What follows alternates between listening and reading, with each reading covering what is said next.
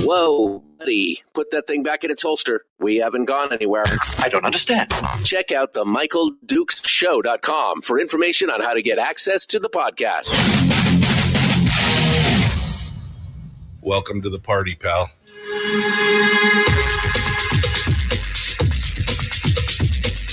The Michael Show. The greed and the entitlement is astounding to me. What more could you want from a low-budget radio program? This is a dumpster fire. That was just BS. It is time to get a new perspective. We know just what you need, and we've got just the cure. Open wide and prepare for a steaming hot cup of freedom. I just don't fathom it.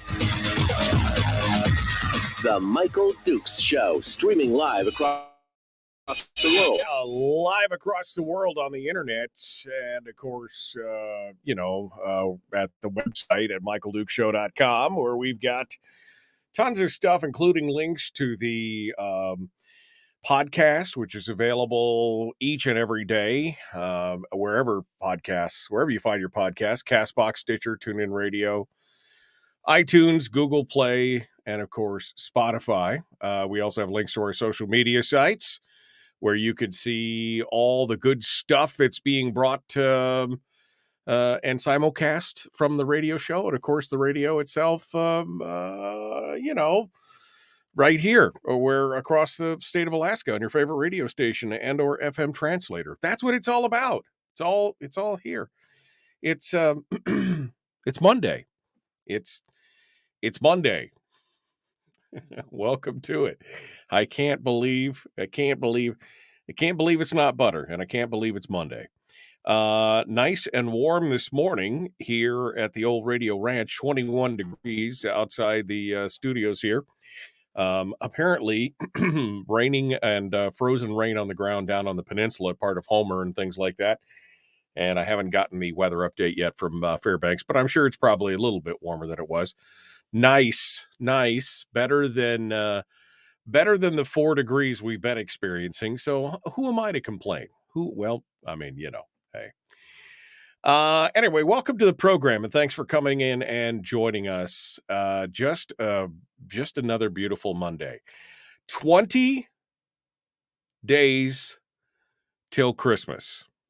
Just thought I'd throw that out there for you. 20 days till Christmas. I hope you got all your Christmas shopping done and you are ready to enjoy that holiday season. I know that I am almost ready. Almost this close. I'm this close to being ready.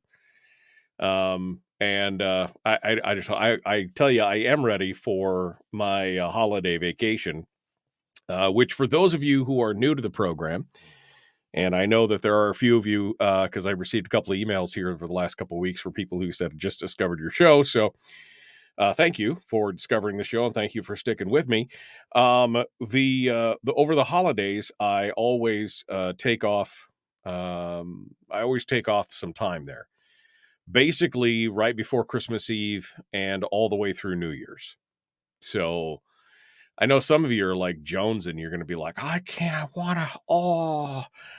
know, but it's for my sanity. I need it for my sanity. By this time of year, I'm already just head exploding, blood shooting out of my eyes, and I'm ready to just relax in the silence.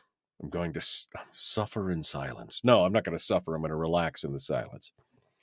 And so I will be off starting on Thursday, the 22nd. Thursday, the 22nd, and I will be gone all the way through New Year's. I will be returning to the airwaves on Monday, the 2nd. So from the 22nd to the 2nd. So just in case you were wondering, that's, be aware. Be aware. That's where we're going. That's what we're doing. Okay. So what do we got going on today's program? Well, we're gonna cruise through some headlines here in a few minutes.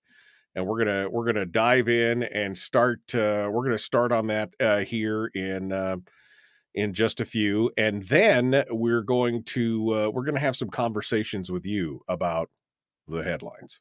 What are your thoughts on everything that's going on and more? We'll dive into those things. And then in hour 2, we'll be talking with Robb Myers, Senator. I'm sorry, I forgot the honorific. Senator Robb Myers, who's going to give us his thoughts on the upcoming session and the makeup of the legislative majority, the senatorial majority, and everything else. We're going to just see what his thoughts are on the hot mess that the upcoming legislative session is going to be. And I guess his thoughts on the election, since we haven't talked to him in quite a while. We'll get that as well. So he's coming up in hour 2 today, and we're gonna go through it. I will say I spent a good part of the weekend. I know I told you last Monday my tale of woe for the studio. I spent a good part of this last weekend also finishing up. I got my old computer running again. Don't ask me how. And here we are. We're running in the new studio. I've got about 3/4 of the stuff done. I don't have my new production mixer or anything else in here, but I'm feeling a lot better. It was a little claustrophobic and chaotic last week when I had stuff stacked everywhere trying to run the whole thing on a shoestring. So, I mean, this really is a low budget radio show. You know what I mean? I mean, low budget in the terms that I'm the only guy that does anything around here. I'm the engineer, I'm the producer, I'm the host. I do it all. So it was, I guess, not satisfied. How do I feel? This happens when you get older, folks. You lose a word and you can't remember what it was. I guess I feel some satisfaction. Accomplishment. That's the word I was looking for. Accomplishment. I feel accomplishment. Whew, man, that was a long journey for that word to come up from the depths of the bottom. All right. So we're gonna, and Brian just said accomplishment. Apparently we're on the same wavelength. So let's, I guess we should dive into some of the headlines here and talk about a few things. I got to talk a little bit about the Republican Party in the state of Alaska and why I think they are doomed to failure. I mean, maybe that's a little overkill. Maybe that's a little bit over the top, hyperbolic. But I think that's just about right. But before we get to that, the State Division of Elections certified the results of the election on Wednesday. None of, everybody signed an oath and they got it all done. Of course, we've been through the full results, right? Dunleavy, Murkowski, Peltola, all elected. There are 3 races, though. 3 races that we're going to be watching very, very closely. The state's closest race is the race between Tom McKay and Denny Wells. And Tom McKay currently leads Denny with 7 votes. He went up 3 because it was 4. And he now leads Denny Wells with 7 votes. That 4 votes was the unofficial results a week ago. That margin, according to the ADN, is well within the range for the state-paid recount, which Wells has got to request within 5 days. So that was Wednesday, Thursday, Friday, Saturday, Sunday. Should have been yesterday. I don't see anything about him requesting a recount. So I didn't see that on Must Read. I didn't see it on. I didn't see it in the ADN. I didn't see it on KTUU. So I don't know if he has. Maybe he did file it yesterday, and I just don't know. Or maybe it's 5 business days. So maybe he has Monday and Tuesday to make the decision because it was a Wednesday announcement. You have 5 days. You know what I mean? So he said that he had not made a final decision as of Wednesday afternoon, but he was leaning towards making that request for the state-paid recount. Also, last Wednesday, Stacey Stone said the 4 West Anchorage residents who had attempted to challenge the eligibility of Jenny Armstrong, Representative-elect Jenny Armstrong, and had their case dismissed for lack of standing because she wasn't elected, officially certified yet, I think is what the judge said. They're going to refile their case. So that is going to come up, and we're going to find out whether or not Jenny Armstrong was actually a legal, lawful resident. Apparently, we'll see. Well, we'll see if the judge actually takes the case this going around. Armstrong defeated Liz Vasquez by 805 votes. But those 4 residents have alleged that Armstrong did not live in Alaska long enough before registering as a candidate for office. The Anchorage judge dismissed the prior version, saying it was untimely and needed to be filed after the election. And, of course, the big state house race that everybody's been watching, not to see how close it was, because it was pretty much assumed that David Eastman was going to win that race, and he won it with 51.3% of the vote. It didn't even have to go to a runoff inside the ranked choice voting thing. But there was a legal challenge accusing him of violation of the Alaskan Constitution's disloyalty clause. He's listed in the roster of the Oath Keepers and as a lifetime member. Randall Kowalski, a resident from the Valley, filed a lawsuit claiming that the membership violates a constitutional clause that prevents someone from holding office or working for the state if they belong to or support a group that advocates the overthrow of the U.S. government by force.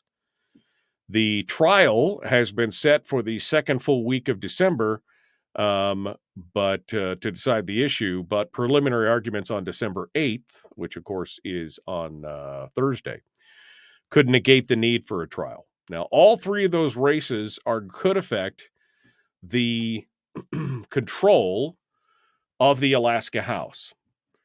Final results show Republican registered candidates controlling 21 of the 41 seats in the 21 of the 40 seats in the House. Now, if for some reason Armstrong was declared ineligible, that would make it 22 seats. So even if Louise Stutz dives over to the Democrats, as she has been wont to do in the past, right? Because with 21, the 21 includes Louise Stutz. So Louise Stutz could run off to the pucker brush and go play with the Democrats, and then it would be a 2020 race, which it's not going to. So they're going to try and sway some members from the Republican side to come over for some kind of majority coalition caucus. I can see it already. But if Jenny Armstrong gets declared ineligible, it makes it a little harder. And I think that would be a very that'll be a very interesting result. We're going to be watching really closely. I'll be watching for the Wednesday for the Thursday hearings and the arguments on Thursday. We'll see what comes out of that. But these are the three seats that we're going to be watching and concerned about. McKay's seat, Liz Vasquez, Jenny Armstrong, and David Eastman. We'll see what comes out of that. But that's really the only big thing on the horizon. And, of course, waiting to see what the House is going to do once those races are ready to go. All right. Well, I guess we're up against the break and we're ready to wander away here. We're going to be back in just a minute. We're going to talk about some censures. Censure. Is it censorship? Say that 3 times fast. Censorship. It's different than censorship. It's censorship.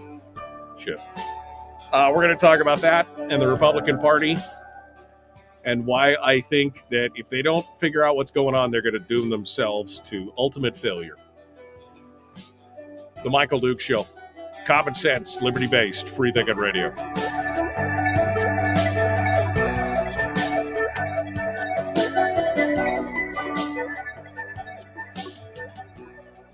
If you missed the show, you can listen to it on your time with Dukes On Demand. Oh, and it's free. Like America used to be. Streaming live every weekday morning on Facebook Live and MichaelDukesShow.com.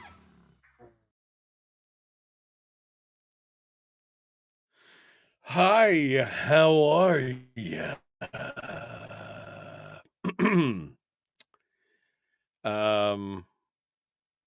I feel tired. I want to go back to bed. Yeah, I'm feeling you. I mean, the weekend was good, but man, these last 2 weekends but you want to see what it looks like? You want to see, let me, excuse me while I whip this out. Let me tell you all about come on, there we go. Let me give you guys a peek at what I'm looking at this morning. It's a whole different, you'll see me looking up and you'll be like, why is he looking up all the time? Well, let me tell you, I am looking up. This is a view of what it looks like in the studio this morning. Right? So I'm looking up because now, I mean, I had to have all those different things on 2 screens before. All the different windows that you see there are on 2 string. We're on just the top 2 screens. In fact, everything that was up there was on just the top 2 screens. And so now I've given myself a little breathing room because, and yes, there is a 5th screen behind there with the green and red button that's connecting me to the radio stations and everything. But, it just gives you, and I want to say a special thanks to the Common Sense Core members, because it was only through with your help that I was able to get some of the new Gee Whiz Go Fast stuff to make this happen. I mean, I really appreciate it. This is going to make my life a lot easier. But yeah, that's my view this morning from the pilot seat. It's looking pretty cool, and definitely a lot easier to work with than just the 2 screens. Plus, I got this low profile mic boom, so it's out of the way because the mic was hanging over the monitors, and it was, so much. Anyway, so that is just a little bit of a look at what it looks like here in the studio this morning. And I'm feeling pretty good yet. Not sure yet. Pretty ridiculous way to waste money, says Kevin. Wait a second. Wait just 1 second. All right. Thanks, Kevin, for that vote of confidence. Looks like a trade station. Buy marijuana stock. Okay. I mean, I could see that. I mean, I could understand. It looks like some trader is in there going, yeah, buy, sell, low, sell, do it. Yeah.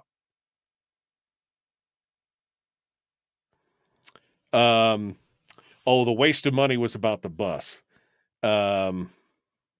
Yeah, the bus, the $500,000. Did you see that? Kevin McCabe did point that out on Facebook.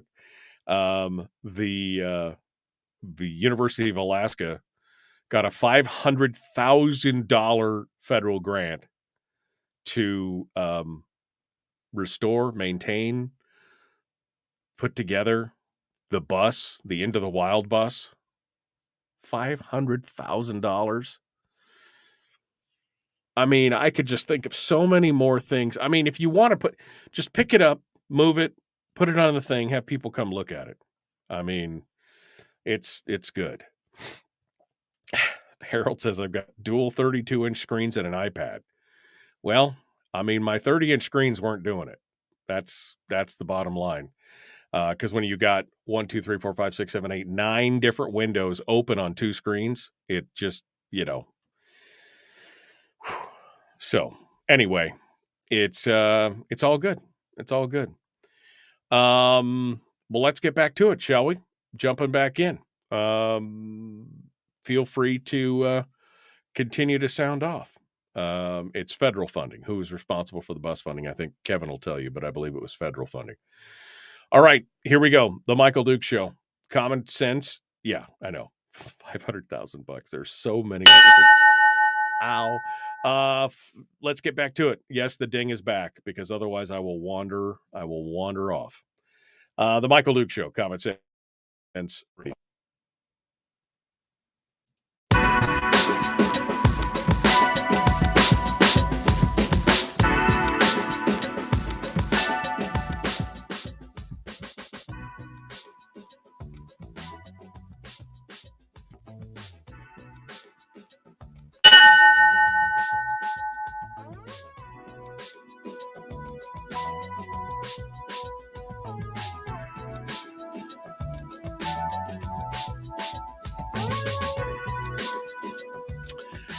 All right. Welcome back to the program. Sorry, I didn't mean to blitz your ear balls out. I try to keep myself on track. That's what I'm trying to do. I'm trying to, because I get talking to the folks in the chat room, and then the next thing you know, I've wandered off into the pucker brush somewhere, and I forget to come back to the radio. And next thing you know, I'm on the radio. Sorry, I apologize, but that's it happens, unfortunately. And apologies, but the dings are to keep me on track so that I don't waste a transition coming back on the air. All right. Well, let's talk about some of the other headlines. Yeah, I mean, one of the headlines that we should have covered, maybe Kevin McCabe wants to call in on this. I know Kevin's in the chat room, but he posted this weekend on Facebook that the Into the Wild bus, right? The bus in Denali, the McCandles thing where he went out to commune with the bears and died. Apparently it's been transited up to the University of Alaska, Fairbanks, where the museum is going to take it over there. And the museum apparently got a $500,000 grant. $500,000 grant to, I don't know, restore, install, exhibit. I don't know what the word is, but apparently a $500,000 grant to do something with this bus. I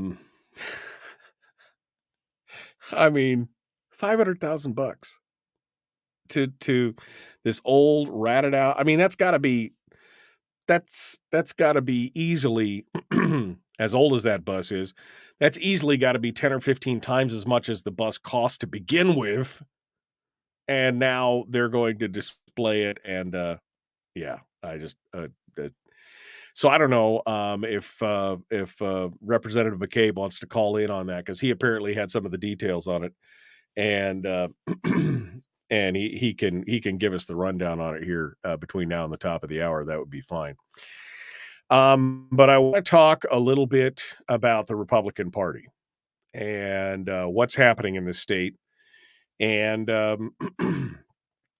I guess who are Republicans and who are not Republicans, or what the average what the average party member would consider to be a Republican. So we start off in the Valley, District 27, which is one of the districts that is represented by David Wilson, Senator David Wilson. The District 27 Republicans in Wasilla on, I guess it was on Thursday. Was it Thursday? Yep, Thursday. On Thursday, the District 27 Republicans in Wasilla voted to censure Senator David Wilson for leaving the Republican caucus and joining a caucus in which Democrats hold the majority. Now, some will argue, well, that's not really the case because, it's a Republican. They can't even make that argument because it's not mostly Republicans. It's actually a majority of Democrats because it is, what is it? It's 9 and, is it 9 and 7? It's 9 and 8. 9 and 8. So it's 9 Democrats and 8 Republicans. So it's not even a majority of Republicans in the caucus. The district issued a stern resolution in which it said Wilson betrayed the voters of District N and asked Wilson to resign from the Democratic-led caucus. The district has also asked Wilson to return the $4,000 in funds donated to him by the Alaska Republican Party for his campaign if he doesn't quit the Democrat caucus. If he doesn't resign from the Democrat-controlled caucus, the members want Wilson to resign by Friday at 5 p.m., which obviously didn't happen. Wilson is out of step with the 2 other senators from his district, which, of course, are Senator Shelley Hughes and Senator Mike Shower. But don't worry, he got paid. The Democratic-led group put him in as a chair of the Senate Health and Social Services Committee. So it's all good. Here's the resolution that the Alaska Republican Party of District 27, a resolution by the District 27 of the Alaska Republican Party finding that Senator David Wilson has engaged in actions detrimental to the Alaska Republican Party and to Republican values and goals by leaving the Republican caucus and joining a caucus in which the Democrats hold the majority when a Republican majority has been elected, contrary to the values of his constituents and the party he declared himself to be a member of in the last election. Now, I will make a note. He was offered a slot on this show several times, never wanted to come on. This was always a bad idea. Always a bad idea. Whereas David Wilson has abandoned his Republican colleagues in the Senate by leaving the Republican caucus and joining a Democratic majority caucus, and whereas Republican voters outnumbered Democrat voters in District N by more than 5-1, whereas in joining a Democratic caucus majority, David Wilson has betrayed the voters after running for office as a Republican. He's abandoned the Republican caucus without warning to the voters in his districts who would have urged him to keep faith with them and other Republican senators from the Mat-Su. David Wilson has joined a leftist-controlled coalition that is fundamentally at odds with the interests of the residents of the Mat-Su Valley. And whereas the Democrat Majority Caucus has already announced that a majority of committees in the Alaska Senate will be chaired by Democrats, even though Alaskans elected a Republican majority. Whereas Wilson received $3,000 from the Republican Senate Majority Fund in the last election, the purpose which was to ensure a Republican majority. The Republican Senate Majority Fund.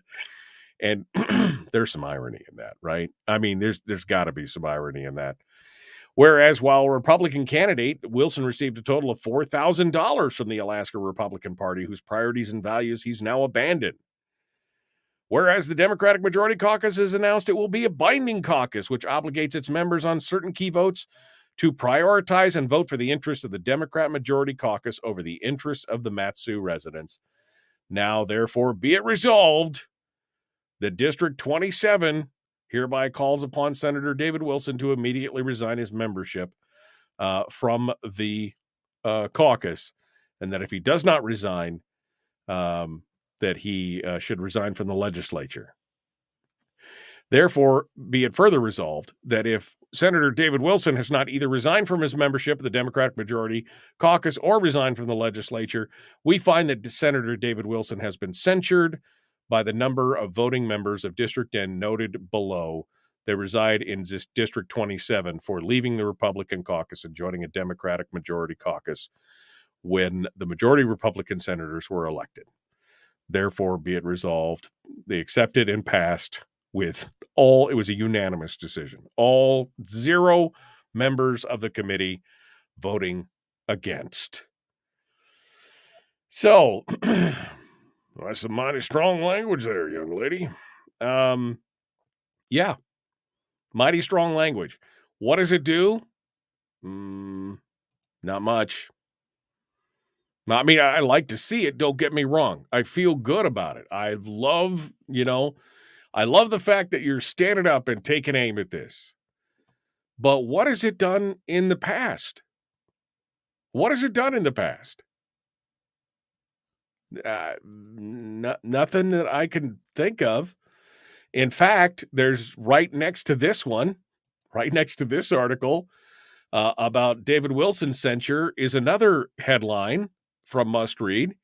This one reads, admitting defeat, Alaska Republican Party lifts censure on Senator-elect Merrick and U.S. Senator Murkowski. That's there you go. There you go. The Alaska Republican Party has lifted its censure of 2 elected Republicans. That means that Senator Lisa Murkowski, who was censured by the party in 2021, is back in the good graces with the Alaska Republican Party. Although Murkowski endorsed Mary Peltola for Congress rather than a Republican, and although she resigned from her honorary position with the party in 2016 over her objection to then presidential nominee Donald Trump, the state political party has accepted her return as their most senior elected leader. Murkowski, who is pro-abortion, pro-Respect for Marriage Act, and generally pro-Joe Biden, has essentially defeated the Republican Party. The party has also admitted defeat to Senator Mitch McConnell, who fought against the state party's choice of Kelly Tshibaka and spent $7 million to shore up Murkowski and defeat the state party's nominee.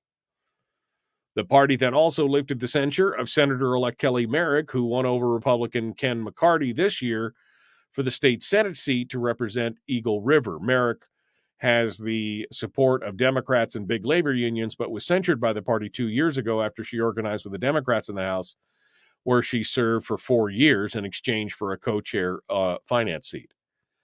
Saturday's votes include the agreement to not censure candidates until after 2024 state convention, which will be held in Anchorage. Who cares? Who cares? Your censures don't mean jack. Who cares?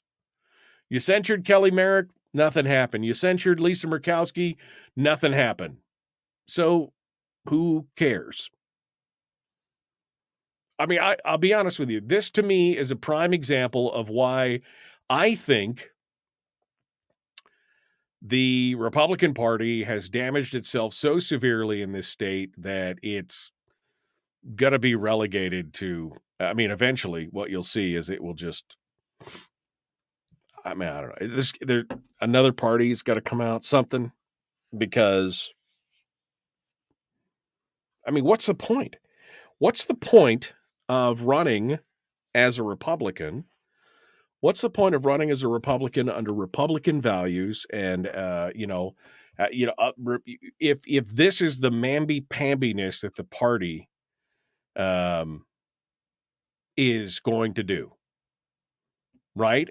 I mean, we didn't see the letter of rebuke to Mitch McConnell was more of a please, sir, please don't hit us again, instead of a stand up and shake a fist in his face, call him by name, call out it was again, mamby-pamby. And we didn't see the same level of support for Tshibaka that we've seen in the past for other national candidates. And then again, we're just going to go ahead and we'll just reverse did anything that happened in this election convince you that somehow Lisa Murkowski should be back in the good graces of the Republican Party? I mean, right? Just because she outlasted the censure and is like, that's the answer? I mean, you guys have got to do something about your party. You have got to do something about your party because it is a hot mess. All right. We gotta go.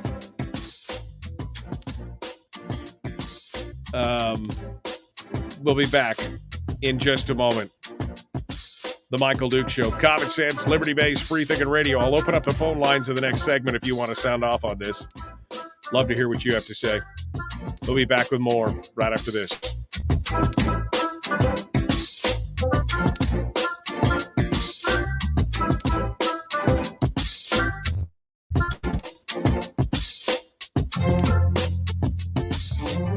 We're broadcasting live through a series of tubes. Allowing all of these entities to provide streaming stuff going on the internet. Well, it's kind of hard to explain. Sorry.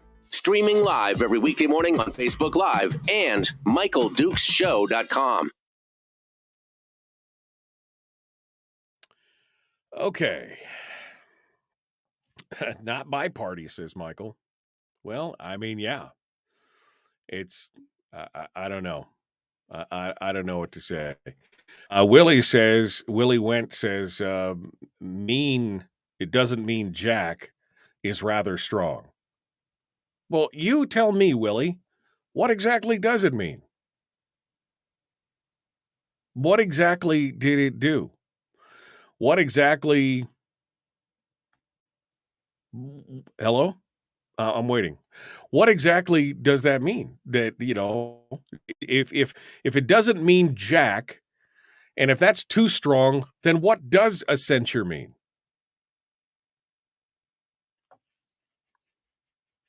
Oh, here's something I agree with Harold on. Hold on. I should put a gasp or something on there. I agreed with Harold. David Wilson is proof that there's not enough horses in the barn to pull the carriage, I think is what he meant. The Alaska GOP routinely sends turncoats to Juneau, and they don't even care. Pretty much.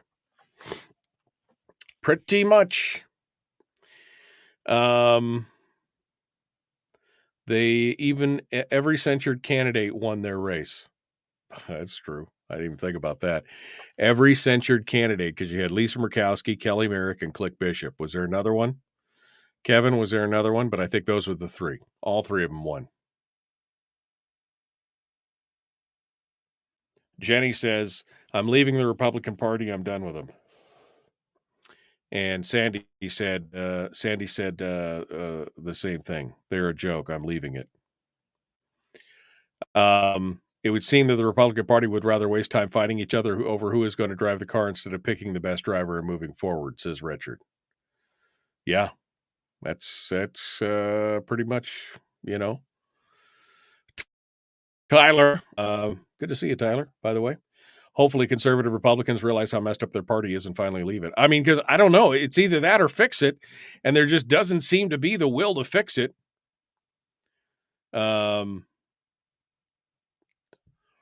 Kelly Merrick won her seat because Laura Reinbold refused to endorse Ken McCarty. She owns it. Come on. I mean, it would have been nice to have her endorsement of Ken McCarty, but are you telling me that Laura Reinbold's constituents couldn't see the difference between Kelly Merrick and Ken McCarty, and they needed Laura to point it out to them? That's some bourgeois right there. It would have been nicer. It probably would have made it probably would have been a little stronger. And I don't know why Laura wouldn't, but, are you telling me that that's the only reason is because Laura holds that much sway? I'm sorry, David. I'm not buying what you're selling on that one.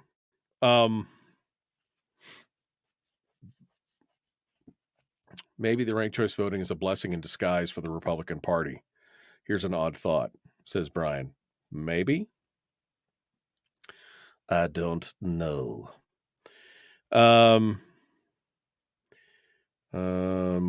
Let's see. Not the jungle. Now the jungle primary makes it worse. You could change your party affiliation to an R up to 24 hours to the filing date with no knowledge or permission or vetting from the party.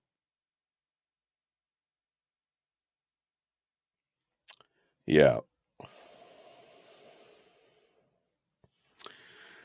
So they don't want it fixed because they would actually have to. This is Richard. They don't want it fixed because they would actually have to do what they were elected to do rather than engage in political and theater the entire term. Yeah, I don't know. this two-party dichotomy is just killing me. Just killing me. I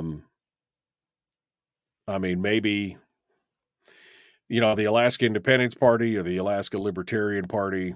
I mean, yeah. Here's Chris on Twitch. While Republicans were voting harder, censured politicians were centralizing power with special interests. He's not wrong. He's not wrong. They should have censured Giesel. Yeah, well, good luck with that. Leave the party of rhinos and start a new one. Conservative party that vets and holds candidates' feet to the fire. Well, again, the whole problem, as Kevin points out, is that the new jungle primary system is going to make that a hot mess. You have no idea. I mean, you could have some kind of conservative party, the Alaska Sourdough Party. And you could have all these things, but the problem is with the jungle primary, as he said, you could change your party affiliation up to 24 hours prior to nobody would know. No vetting, no nothing. It's sad, but most people vote for the name they hear the most. Well, yeah, that's kind of, Oh, I agreed with Harold twice in one day. Two parties in Alaska, the Democratic Party and the other Democratic Party. Yes, it is.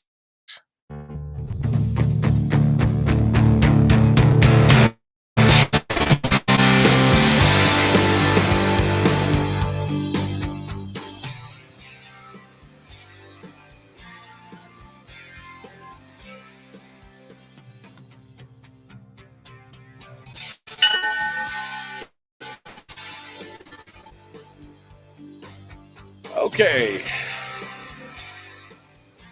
One final segment before we run the clock out here. Are you guys ready?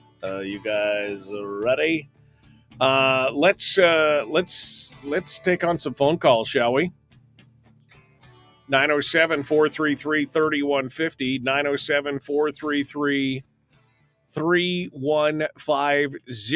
Phone lines are open right now. We're getting ready to take your calls to see what you guys have to say on any of these. I mean, do you think I'm out of line? Somebody in the chat room said that I was a little harsh. When I said that the censure just doesn't mean jack, Willie in the chat room said, well, that's rather strong. So what does it mean?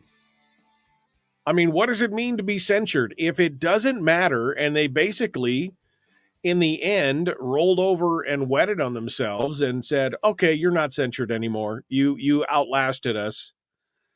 Then what does it matter? Right? I mean, I'm asking for a friend. Somebody want to hook me up on this and tell me what does it mean? What does it matter? If nothing happens, and what's David Wilson going to do? Nothing. I mean, let's face it. Kevin McCabe mentioned it in the chat room. Every censured candidate won their race. So do people even care about the party anymore? Do they even care about what the party says? I mean, Murkowski was censured, Merrick was censured, and Click Bishop was censured. And Click Bishop won by with 75% of the vote. So does it even matter anymore?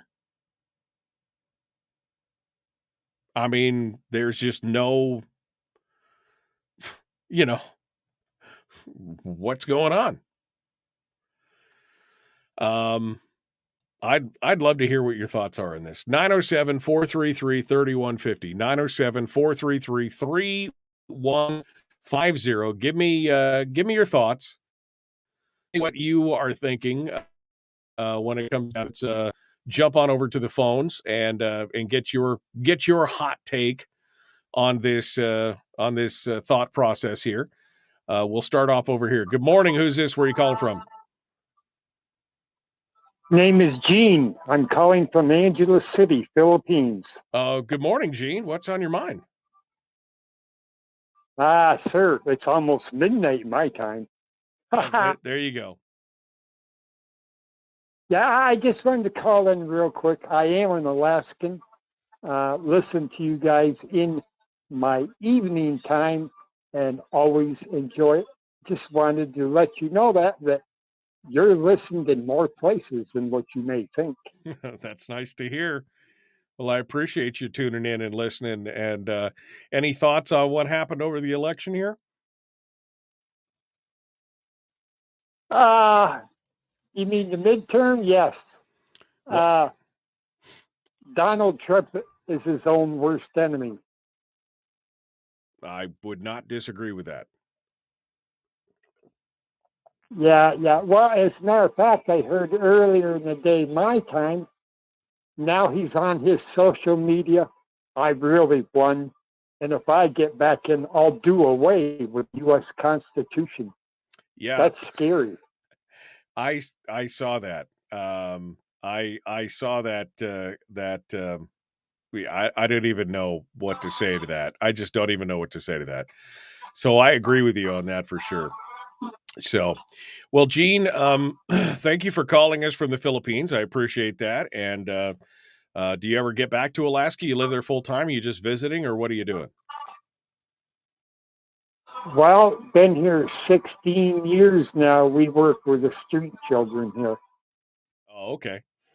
Well, I appreciate it. Good luck with your work. Thanks for calling in, and thanks for listening. We appreciate you being part of the program today. That's Gene, Alaskan, calling in from the Philippines. I appreciate that. All right. It's probably a little warmer there than it is here. A little warmer there than it is here. That leaves the lines open at 907-433-3150. I kind of want to know what your guys' thoughts are on the on the censure. Does it even matter? Does it even matter? Do you think it's going to, obviously David Wilson didn't resign. He didn't back out of the caucus. He didn't do anything. So he's obviously just going to be like, yeah, whatever. Which is exactly what Click Bishop and Lisa Murkowski and Kelly Merrick did. Yeah, whatever. We got the special interests. We've got the monies. We've got the unions behind us. We've got all that. So whatever. Doesn't really matter. So what difference does it make? To quote someone, what difference does it make? 907-433-3150. Good morning. Who's this? Where are you calling from? Randy in Fairbanks. Morning, Randy. What's on your mind? Just speaking of, we got the unions behind us and everything. I listened to a different show yesterday. It was on a different radio station, I must confess, but I was just happened to stumble into it while driving in my car. It was on KFBX, actually, 970. Sorry for telling a different station ID there, but this is such a good show that I thought I just have to mention it. And it was the Sunday night podcast on that radio station, and it was from 8 to 9, and it was a podcast called Red Pilled America that I had never listened to or bothered to listen to it before. But what it was is talking about the history of collective bargaining for public employees and the history of it and when it first started. And they even mentioned how President Franklin Delano Roosevelt, who was kind of like the father of collective bargaining for the private sector, had said that that got no place for collective bargaining in the public sector. That was just something that everyone figured that doesn't make any sense. You could see that in some coal mines, private coal mines and big giant factories where they're competing against each other and they're cutting their expenses to the bone and everything. The poor workers maybe are getting the short end of it or something, and they need some powerful unions or whatever. But anyway, but not in the public sector because, governments don't compete with each other. They're just there, like big blobs, But anyway, I found out that the first place to have public sector collective bargaining, and I'm not talking about public unions. It's okay to have a public union, but there should be no collective bargaining in my view. But they said in this podcast that last night that I listened to, that in 1957 it was Philadelphia that first brought it about on a city basis, and then I guess the first state to do it was Wisconsin, even though back in 2011 they kind of started rescinding, going back on that, which is good. And then they talked about the history of the crash, the near bankruptcy, and New York City caught on to this too early on, and they just about went defunct and bankrupt back in 1974.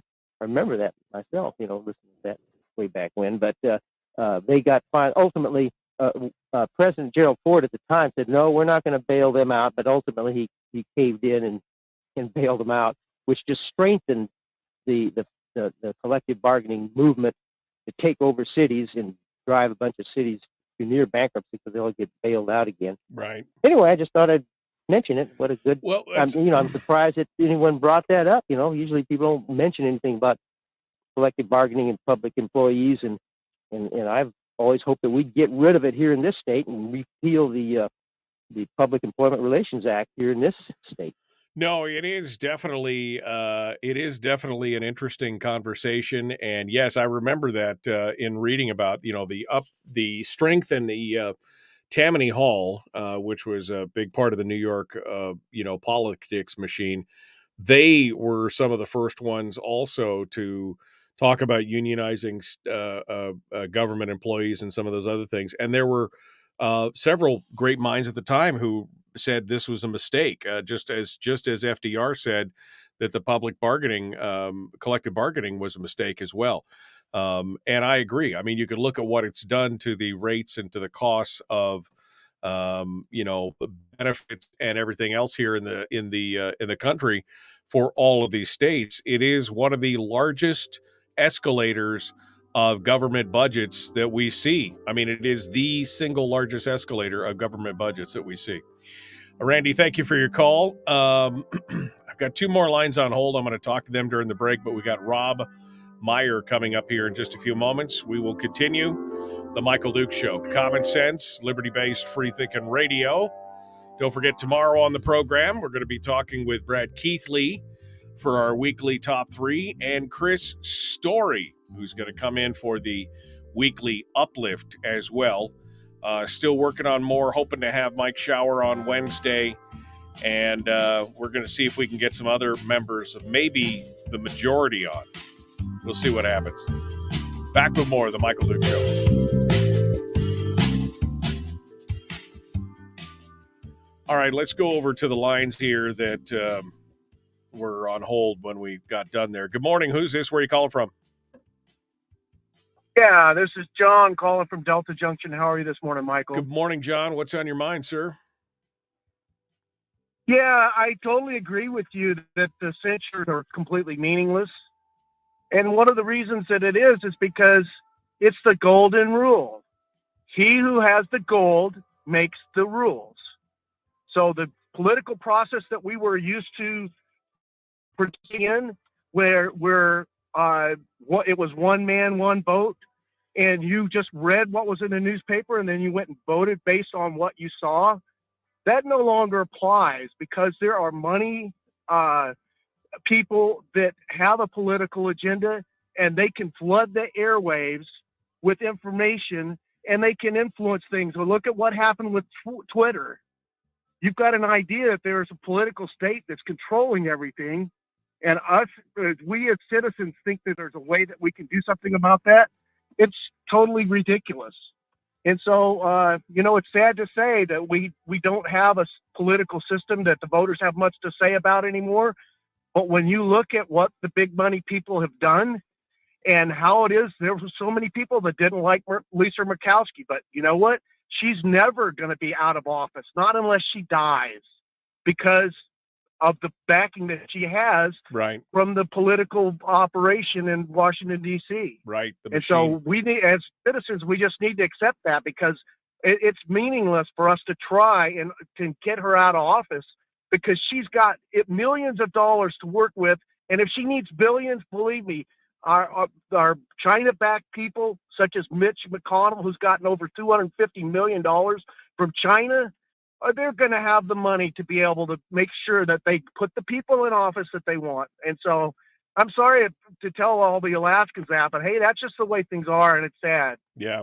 Well, like you said, the golden rule, it's all right there. He who has the gold makes the rules. I appreciate it. Thanks for calling in this morning. Appreciate that. Let's go over here. Good morning. Who's this? Where are you calling from? Yeah, this is Wes from Anchor Point. Hey, Wes, what's on your mind? Well, I'll tell you what, I'm kind of old, but we got to call them what they are. The Riga Democrats are gone now. All the Democrats in office now, as far as I'm concerned, are communist. And anyone who joins them is communist. And the influence is coming from China and Russia. It's coming from all over the world to destroy this country, because they've got to get rid of us totally before they can totally consume the whole world. And it's just a shame. I feel sorry for the children in the future. And I don't know what else to say. They're communists, period. All right. Thank you very much for your program. Thank you. I appreciate you calling in. Let's go one more call. I see that Rob is in the green room. Let me go over here. One final call before we go over to Rob. Good morning. Who's this? Where are you calling from? Carlene and Kodiak. Good morning, Carlene. Michael, the obvious is that censorship helped the candidates. You think being censured actually helped the candidates more than hurt them? Yes, because then the Democrats voted for them.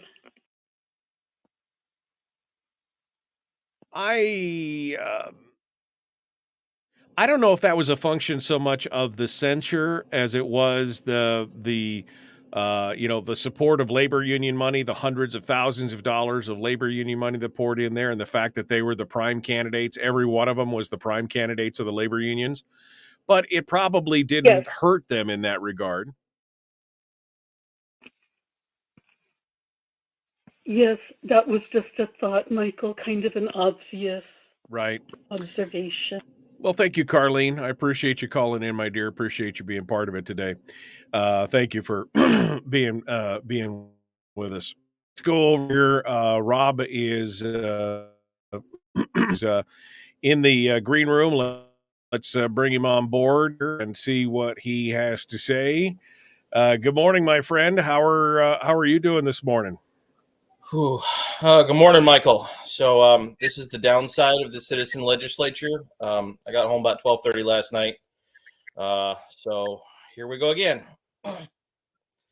Here we go again. That's pretty much it. I mean, you got a lot of work to do, my friend, and I appreciate you coming on board. I know it's a little tough sometimes when things go on there. How was it? Were the roads super bad, or did you make it back pretty quick?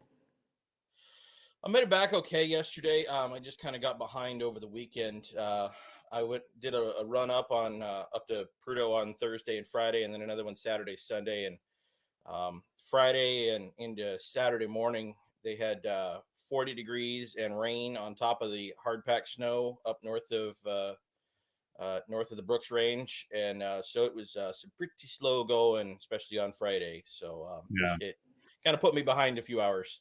Well, good. I'm glad you made it. I know that you sent me that text that said I may be doing the show from Coldfoot, so I'm glad you're able to make it back down here. We're gonna go. I'm gonna put you back in the green room here for just a second, and we're gonna hold on to you. Don't go anywhere. I got your volume all adjusted, and we're gonna be ready to go. Brian says, "Be careful, Dukes. If you trash talk the Republican Party too much, an edict will come down that any R's who appear in your program will be punished." What are they? Okay, so I guess my question is, what are they going to do? I mean, what are they going to do to some of these people? Are they going to censure them? Guarantee their reelection? I don't know. And Representative Ben Carpenter's in the chat room. Alaskans don't care what you are against, which is why censures are meaningless to anyone but a handful of the party faithful. People want to know what you stand for, which is why the R party planks need to mean something. I would not disagree with you, my friend. I would not disagree. All right. Here we go. We're going to jump back into it. The Michael Duke Show. Hour 2 starts right now.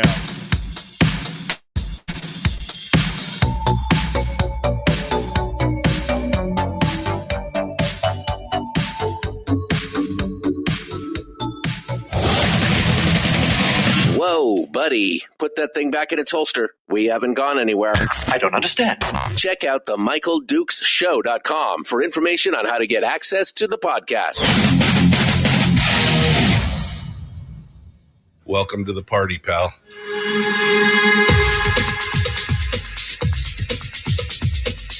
The Michael Dukes Show. The greed and the entitlement is astounding to me. What more could you want from a low-budget radio program? This is a dumpster fire. That was just BS. It is time to get a new perspective. We know just what you need, and we've got just the cure. Open wide and prepare for a steaming hot cup of freedom. I just don't fathom it. The Michael Dukes Show, streaming live across the world. On the interwebs at michaeldukeshow.com, where you'll find the audio-only live stream. You'll find links to our social media, where we simulcast the radio show every morning on Facebook, YouTube, and Twitch. And also, of course, you'll find links to the podcast, which is available every day wherever podcasts are kept, sold, given away, etc. And, of course, just on regular old terrestrial radio around the state of Alaska on this your favorite radio station and or FM translator. All right, let's jump into it. We got to start here with our guest in hour 2. It is State Senator Robb Myers who joins us this morning. We haven't spoken to him in, well, it's been so since we've spoken to him. We haven't talked to him since the election. So let's get started and do it right now. Good morning, sir. How are you doing? Hey, good morning, Michael. Yeah, I think it was middle of September the last time we talked, something like that. It's been a little while.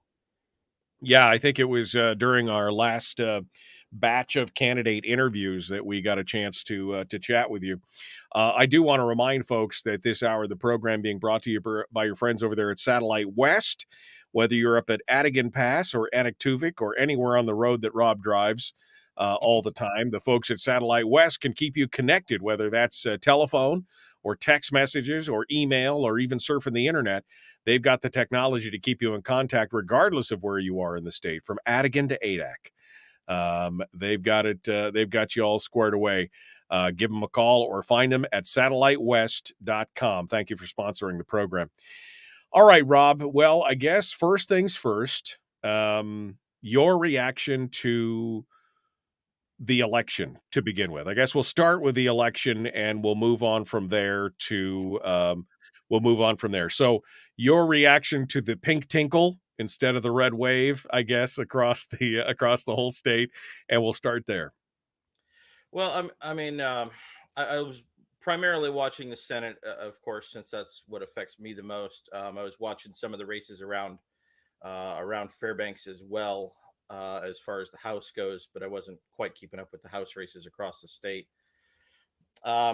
As far as the Senate goes, I think Shelley Hughes was out there in September, October, telling people we got 5 races across the state that are going to determine which way the Senate goes. And we lost 4 of those, plus we lost another one that we thought we had in the bag. So, pretty much everything went way we had hoped it would not go. Right. It went as badly as it could possibly go, pretty much. Just about. Yeah. Yeah. And, I think there were a lot of factors involved there. Ranked choice voting was certainly part of it. But some of it was redistricting. Some of it was poor candidate quality in a couple of spots, a couple things like that. So, I don't think you can necessarily lay this all at the feet of ranked choice voting. It certainly didn't help. But, I think there were a lot of factors involved there. We lost some head-to-head races too. We didn't just lose, Republican on Republican races or anything like that. So there was a lot going on. What do you think was from both the state aspect and also from the national aspect, because they were expecting a red wave and it just didn't appear. Any thoughts as to why we didn't see that kind of that kind of push? Well, I'm still not quite sure what exactly happened at the national level. It kind of is starting to look one of these things of we're not happy with Joe Biden, but we're not happy with the alternative either. Is kind of the direction that seems to be going.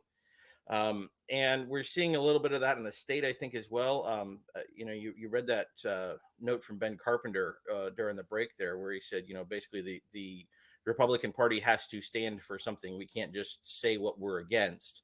And I think that that's a lot of the problem with what's going on. When I was talking to some people during organization a couple of weeks ago, I had a couple of people tell me, well, we can't let the Democrats be in charge. And, my question was why? And they said, well, because they're the Democrats. And I said, yeah, but we're the Republicans. What does that mean? That has to stand something. It has to mean for something. And until we get that, Republican message out, I think we're going to be in some hot water for a while. What does it mean to have an R at the end of your name? There, that used to come with a set of assumptions about a candidate, and it seems like a lot of those are breaking down. I would agree. I mean, part of this is definitely an educational component of what does it stand for, and it doesn't help us when when the Republicans supposedly stand for something, and then yet at the end they party members don't hold up to that. I mean, that just seems to be, hence the censures and everything else. But I mean, I don't know what is it gonna take to get that back, get that back on board. Yeah, it's kind of one analogy to think about is that for 20-30 years there, give or take, we've kind of had this definition of Bush Democrat in the legislature of Democrats that are out in the bush. You run as a Democrat out in the bush because if you don't run as a Democrat, you can't win. But then, however the organization happens, the Bush Democrats would always be in the majority. And so that was one way. For example, in the House, you could take a 24 member Republican majority and turn it into a 27, 28 member majority total, which looks good for your numbers. But I think now maybe we're starting to see some of the flip side of that on the Republican side, that there are some places around this state that are so deep red that you can't win as a Democrat. You can't win if you got a D at the end of your name. And people figured that out. And so they ran as Republicans instead. And this is the result. And as we were talking back in September, I think the Republican Party in the state of Alaska, by and large, is pretty conservative on most of the social issues, but the Republican Party as a whole and at the top was never really that conservative to begin with when it comes to the fiscal issues. And really it's the fiscal issues that are causing the rifts right now within the party itself. So I think that again, there's kind of got to be some soul searching and a little bit of reckoning within the Republican Party, within the conservatives in the state over the next couple of years. Well, I mean, let's face it, we haven't had to deal with fiscal conservatism up until the last 15 years. I mean, really, there's been a few swings, but up until that point, there was never really this overarching spend, which is what we have now. And of course, we've got a whole bunch of Republicans in there now who are basically, the only way to spend, that we should be in control of all the money. We being the politicians should be in control of all the money. Forget about the PFD, forget about anything else. We've cut it to the bone. We can't cut anymore. And yet they're spending, $15,000, $16,000 for every man, woman, and child in the state. That's insane. Yeah, and I one thing I have told a lot of people about is that up until about 2015, 2016, these rifts, these differences of opinion have been in the party for a long time and have been in the state for a long time, but we had enough money for a while that you could just kind of paper over the cracks. Oh, okay, well we don't necessarily agree with each other, but we'll hand out a little money here, a little money here. Everybody's kind of happy. We can get along for a while. That doesn't work anymore, and so this is the result that we're seeing. Robb Myers is our guest, state senator from District, it was B, now it's R. Q. I am now Q. Your Q. Sorry, I couldn't remember. Q. District Q up in the interior. We're talking about the results of the election, and how it was surprising to many of us. We thought things would change. How much do you think that the divisiveness that we're seeing? How many people between the divisiveness of politics and the confusion over ranked choice voting? I mean, how many people do you think just threw their hands up in the air? Because we saw it was one of the lowest recorded voter turnouts ever for a general election. What are your thoughts on that? As you go through. Well, Suzanne Danning had a piece she put out. I think it was sometime over the weekend, where she was looking at the turnout and comparing that to party registration and to see who showed up at the polls. And it was very interesting. Republican turnout across the state dropped slightly, but not much. It was just a percentage point or two. Democrat turnout across the state dropped some, a little bit more. It was 3, 4, 5%, something like that. Undeclared, nonpartisan turnout, though, dropped significantly. It was something closer to 10% drop off compared to, she was comparing to 2018, that being the last midterm. Which was also a historically low number, by the way. 2018 was already low. Right. And, so, I mean, you got a point there about, if it's the divisiveness that's turning people off, if the party faithful on both sides are still largely making it out, but the guys in the middle are the ones that aren't. And remember, that's still, that's half the state, at least as far as party registrations go. Then, the divisiveness may be a significant issue. I don't know. I'd be interested to see some polling on that. A couple of, news stories, something like that. Well, and I think also the confusion and the frustration over ranked choice voting probably contributed to that as well. Because I'm sorry. I say that didn't help. Yeah, no, definitely didn't help. We're coming up on the break here, and I do want to get into a discussion about what is with the majority and everything else.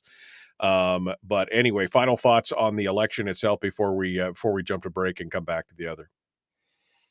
Well, I think we've got a little soul searching to do, particularly within the Republican Party over the next couple of years.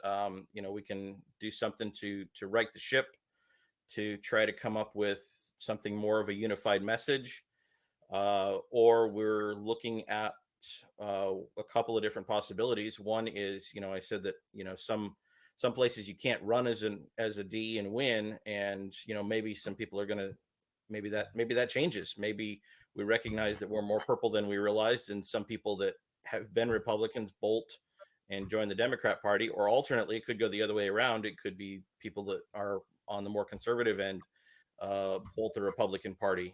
Could go either way. All right, Robb Myers is our guest. We're going to continue here in just a moment. It is the Michael Dukes Show. Common sense, liberty-based, free-thinking radio. We will return with more Senator Robb Myers right after this.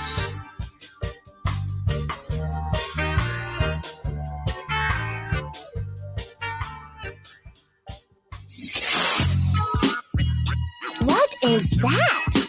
Common sense. Regularly heard on American radio. Michael Dukes Show. Radio. Okay, we're in the break right now.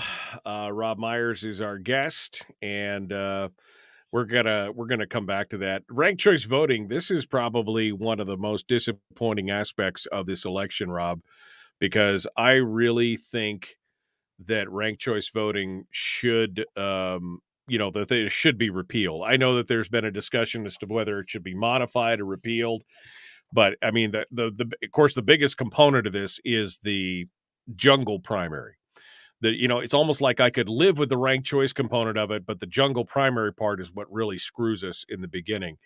But I think a full repeal would have been good, and I know a lot of candidates were talking about it. And I know that you've been working with Alaskans for Honest Elections and Honest Governments as two different. It's the kind of a joined group there. What are your thoughts on that? And I'm sure we'll revisit this during the radio, but it's on my mind, so I wanted to ask it now.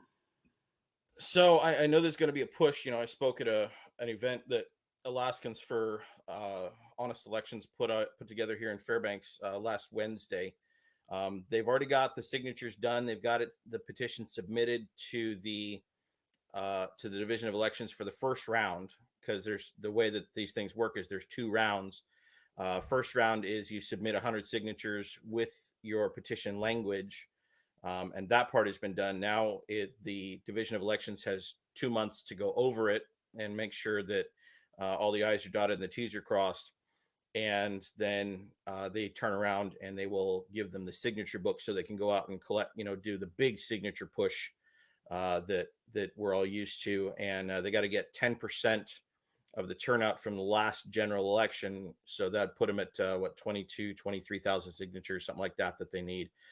And I think you're right. I think that when this thing was pushed on us, obviously a lot of it was it's dark money, so that's going to be what passes the initiative. But for those that talked about the ranked choice voting aspect, they gave us certain promises, and they said, well, this is how ranked choice voting is worked throughout the rest of the country. These are the sorts of things that we expect. But the thing is that in most of the rest of the country, you don't have that jungle primary aspect added to it.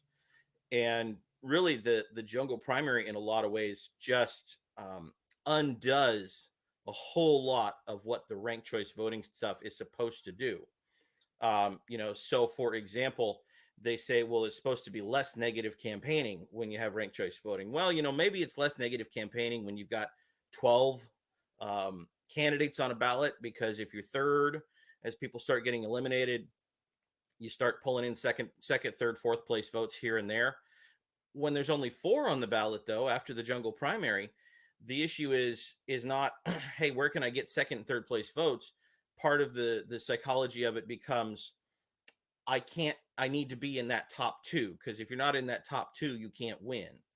So I have to pull down one of my other opponents so that I'm not third or fourth. And so you saw Nick Begich swiping at Sarah. You saw Bill Walker swiping at Mike Dunleavy. You saw, et cetera, on down the line, and you didn't see that necessarily at the quite so much in the legislative races, but that's because half of the legislative races were just 2 people anyway. But so that's just one example of how the things that they said ranked choice voting would make better, in a lot of ways it made worse because of the jungle primary. James in the chat room says the problem runs deeper. Those in the ARP CBC who voted to lift the sanctions are the very ones previously in control of the primary, paid for by the state before ranked choice voting. If Alaskans ditch the ARP in disgust and ranked choice voting is repealed, the CBC gets even more concentrated power. Their control once again would be galvanized even more via their brand of endorsements and the ARP punishment doled out to non-endorsed candidates who sometimes are far more conservative than their CBC cronies.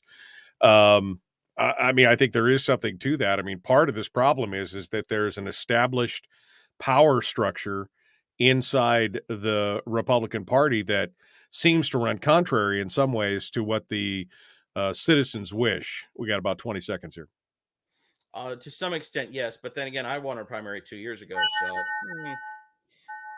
I mean, it can happen. That's for sure. All right, let's jump back into it. The Michael Duke Show, Common Sense Radio.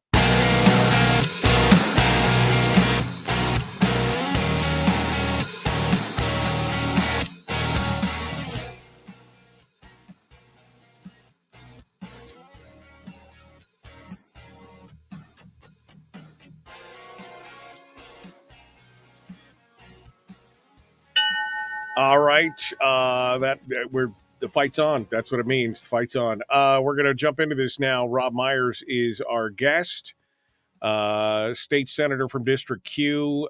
We just finished talking about the results of the election. We got a little bit into ranked choice voting during the break, which I'm sure we'll revisit. But now let's talk for a moment about the formation of the Senate majority, which I had heard upwards of 2 or 3 weeks before they announced that this thing was already decided, that this was locked in stone. There was nothing else going on. I know that you and Showers and Hughes, you had made some proposals to your Republican colleagues in the Senate and said, here's what we can do. We can, we're willing to work with you on this and this and this and talk about this. And yet, you guys were basically ignored and then cut out in the cold. So give me the story here. Run me down on what you guys did and what your reaction is to everything that's going on now. Well, looking back on it now, it's fairly obvious that organization was happening back in August, I think. That some people were already starting to put something together. But I mean, I got to hand it to them. They did a pretty darn good job of keeping it quiet. I heard nothing up until the election. I actually had a couple of my colleagues, a couple of Senate candidates call me in October and say, hey, have you heard anything about organization? I'm going, nope. And I just kind of figured, well, between ranked choice voting and redistricting and the fact that we've had 3 Senate presidents in a row that have, either lost their election or stepped down, nobody wants the job. So I guess, we'll see what happens after the election. Well, apparently there was some stuff going on behind the scenes that I didn't know about. So the election was Tuesday. Wednesday morning, while I'm sitting here, kind of dealing with my post-election hangover, I get a phone call and saying, hey, we're putting together an organization. Nobody said anything bad about Myers. They thought, we can work with Myers, but the question is, are you okay with a binding caucus? And I said, I'm going to have a problem with that. I ran hard against the binding caucus 2 years ago. And if that's going to be the organizing principle that I have to give up my vote and give up my voice at the very beginning of it, I'm going to have to demur. And so that was Wednesday. And, over the course of the next week and a half, Mike Shower, Shelley Hughes, and I, kind of put together a little statement about, what we would be okay with. But really, I got that phone call on Wednesday. And from what I can tell, by Friday, it was effectively a done deal. And, when I was talked to on Wednesday, it wasn't clear if it was bipartisan or if it was just a Senate majority. We were shunting a couple of people to the side, a Republican majority and shunting a couple of people to the side. It wasn't made clear to me so much.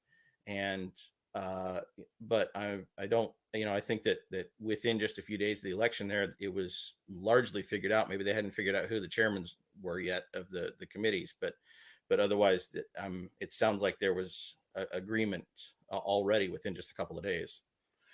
And my understanding is that when you guys did put your proposal forward, which if you would, I would like you to go over a couple of the points because I've learned a couple of the points of your proposal that you put forward. But my understanding is it was crickets. It was radio silence. I mean, nobody even responded. I think Shelley said one person contacted her and said, we're not interested in working with you, kind of thing. But, tell me exactly what kind of radical agenda you and Showers and Hughes put forward that was so shocking that they just basically ignored you. I mean, it wasn't much. We said we wanted the PFD to be in a separate bill, not just an amendment to the budget.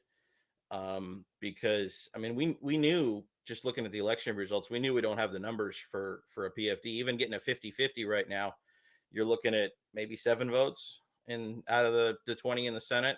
And, so we, basically the idea was, well, we want to put that out there so that it's a separate vote, a separate bill. Just to make it clear, because we can't vote yes on a budget that's got less than a statutory or less than a 50-50 PFD in it. We might be persuaded to vote for a budget if the PFD was dealt with separately. So that was one thing. It wasn't a whole lot besides that. We were just asking for a couple of things to be pulled out separate. We asked for there to be discussions beforehand about what the overall size of the budget would be, so that we go to it and we go into it in April, and it's not just, whatever we think we should add to it. It's going to be, oh, okay, well, this is going to be the size of the budget. So if we're going to add something, we're going to take something out. Right. And just to keep the growth down. The what we've seen is the state has a propensity to spend every dollar it can get its hands on. So the only growth, or the only limit to government growth really in this state is when the government runs out of money. So we said, well, let's try to put an upper limit on it. I understand that the House had an agreement like that 8-10 years ago, and if they were going to go above that limit, then rather than just saying, well, it's a binding caucus, you're gonna vote for it anyway, it was, well, let's sit down and talk about that as a caucus. We're expanding the limit for this specific reason, so let's go ahead and agree to that as a caucus before we put it out on the floor. And that's the sort of thing that we wanted. We wanted to actually have a discussion about what we as a caucus stand for, rather than just saying, well, we've got an R at the end of their name, so we'll make a caucus. It's interesting to me that that's what didn't happen 2 years ago. We didn't sit down and say, what do we stand for? What's our goals? What's our principles? But then I was trying to find it. I couldn't find the press release from the new majority that they have said that these are what their goals are. So I'm sitting here going, well, you couldn't find goals with your fellow Republicans, but you could find goals with the Democrats. So it's a little troubling. Yeah, no, definitely a little troubling, and a little a little troubling that this is what's going on for so long before you guys were even before it was even discussed with you. And I know that they were never going to try and bring Shower into the fold, but Shelley Hughes, she's pretty level-headed. She's not but again, just this whole reaction was just so shocking when this whole thing came out.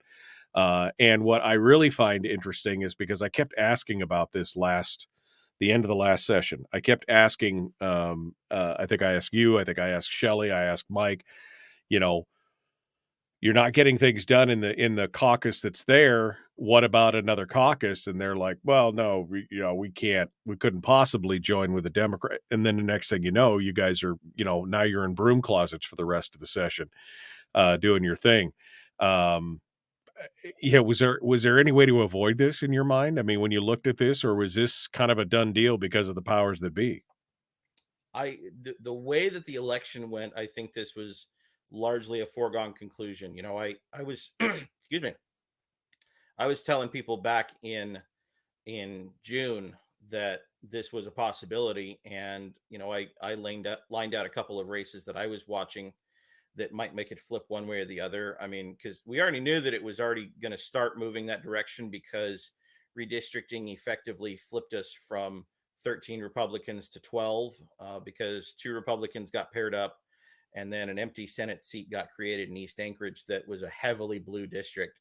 So we already knew that we were going to go down from 13 down to 12. And then the Mia Costello, Matt Kleeman race put us down to 11. And you start getting down to those numbers, and it gets really easy to flip to a coalition. When the first coalition got formed in, 2006, these were the numbers as well: 11 Republicans and 9 Democrats. And so I'm just the way the election went, it's disappointing, but it's not surprising. Robb Myers is our guest, state senator from District Q. So game this out for me. Rob, what do you think is, you're looking at it. I mean, what are you and Mike and Shelley going to do? You guys going to be in the basement playing tiddlywinks while you watch this whole thing go down? Have there been any committee assignments for you yet? Or, because it's not an official majority, right? An official majority has to have 5 or more members. Then you're guaranteed some seats on some of these committees. But because you're a minority of 3, they don't have to do jack for you. So what's the, give me the rundown on that. Well, so far, so you're right. If we had 5 members of a minority, we'd have some power. We'd have a at least one seat at the finance table, and all of our members would probably have three committee assignments. You might have one or two members with just two. But as it stands, it looks like we're getting one committee assignment apiece, and probably low-level committees at that. And so, in my mind, this gives me a lot of time to think, a lot of time to plan, and see what happens going towards 2024.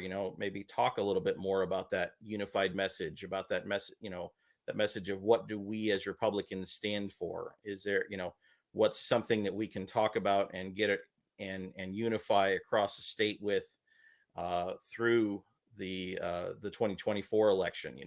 Maybe even if it looks good enough, maybe we can even get some House members involved with it as well. That's kind of what I'm thinking about here. I'm looking at where I can still have a voice in the one committee I'm on, in the one finance subcommittee I'm probably going to end up on, on the floor, different places where I can still stand up and at least say something, even if the votes are almost guaranteed to go against me every time. But that's kind of what I'm thinking here is this is the rebuilding year in some ways. And what do we do moving forward? You mentioned it earlier, and I'll be honest, I've said this a few times since the election, but I've come to this startling conclusion, and it really was literally startling to me, that I appear to be in the minority of what Alaskans believe. I have always considered Alaska to be a red state with some blue speckled in there, around the big urban areas and things like that. But I always considered it overall to be a pretty red state. You mentioned it earlier that we seem to be more purple than we used to be. Give me some thoughts on that. Why have we turned more purple? And I know this goes partially back to what you were talking about earlier with socially conservative, but fiscally neutral or liberal.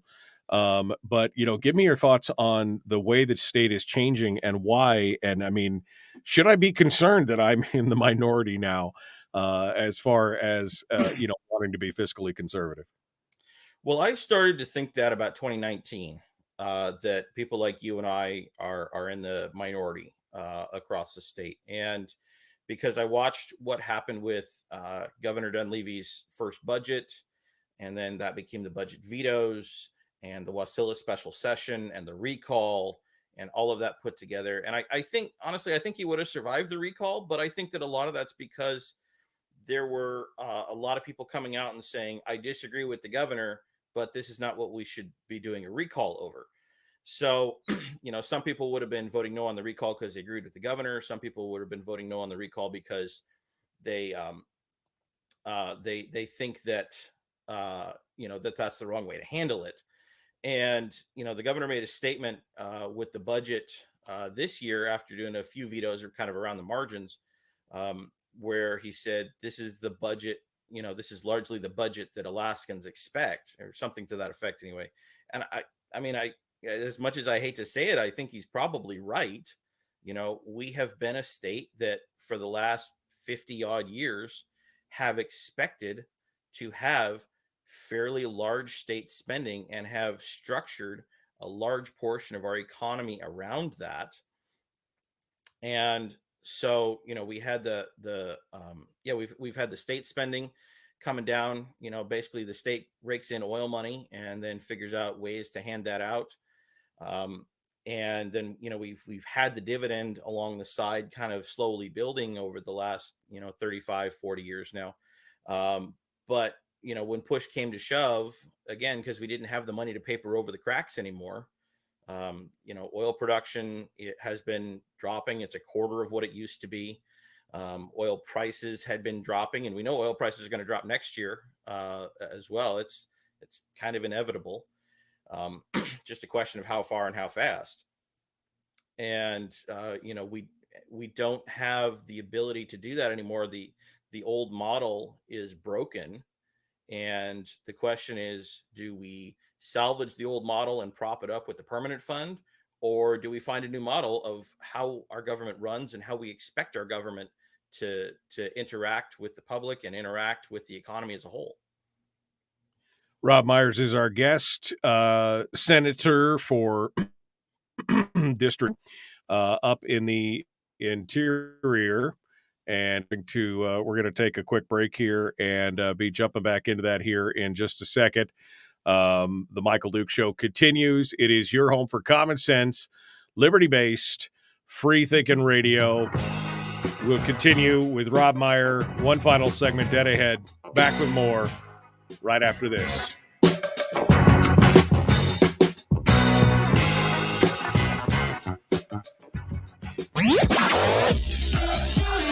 Our light, our guide, and our trusted friend. Michael Duke Show.